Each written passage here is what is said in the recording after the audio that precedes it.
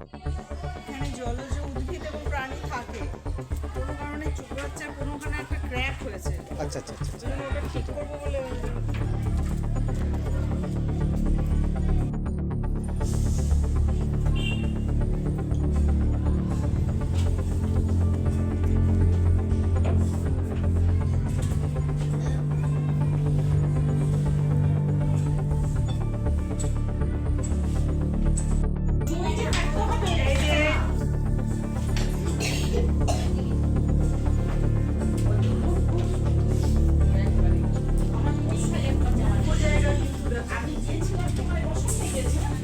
বসন্ত মানে তুমি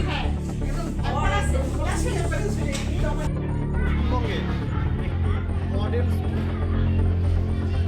পড়াশোনার ক্ষেত্রে কি স্কুলের বিভিন্ন প্রত্যেকটি সহপ্রাথমিক কার্যালয় থেকে শুরু করে 2025 সালে এই স্কুলের ভারপ্রাপ্ত প্রধান শিক্ষিকা তনুশ্রী দাস মহাশয়া জাতীয় শিক্ষক সম্মানে সম্মানিত হয়েছেন। আমাদের অবিভক্ত মেদিনীপুর, পশ্চিমবঙ্গ এবং ভারতকে তিনি গর্বিত করেছেন।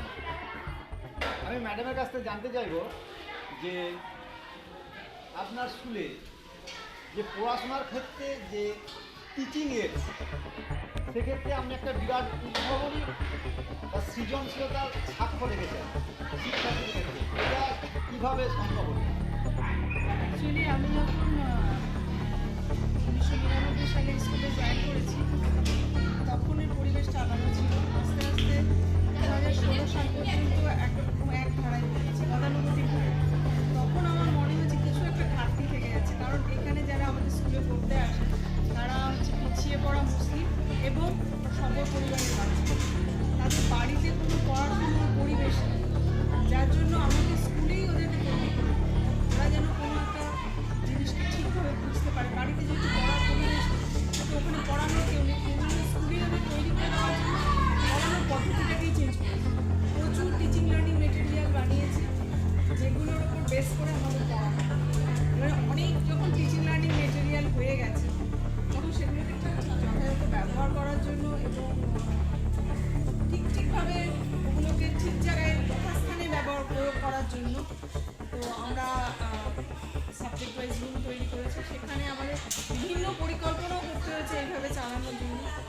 এই রুমগুলোতে মানে নির্দিষ্ট বিষয়ের ওপর প্রচুর টিএলএম আছে, এই টিএলএম দিয়েই ওদেরকে পড়ানো হয়। মূলত বাচ্চারা কি যেটা চোখে দেখে সেগুলো মানে বহুদিন মনে রাখে, এরা হাতে কলমে নিজেরা চোখে দেখে এগুলো হাতে কলমে নেয় বলেই এদের দিন মনে রাখতে পারে এবং সহজে শিখতে পারে। তাই আমার টিচিং লাইন স্কুলের ড্রপ আউট একদম মানে স্কুলের ড্রপ আউট আমাদের স্কুলে আপনি দেখেছেন আজকেও দেখেন প্রেজেন্ট কিন্তু আমাদের 96% যারা এখনই আসতে পারে না আমাকে যোগাযোগ রাখে। সবথেকে বড় ব্যাপার হচ্ছে আমি মাদেরকে একসাথে করে নিয়ে মাদেরকে ভীষণভাবে ইনভলভ করতে পারি। মারা সচেতন হলেই বাচ্চারা যার জন্য স্কুলে মাদার অফ দ্য ইয়ার পুরস্কারও দেওয়া হয়। বাচ্চাদের তো বিভিন্ন পুরস্কার আছে।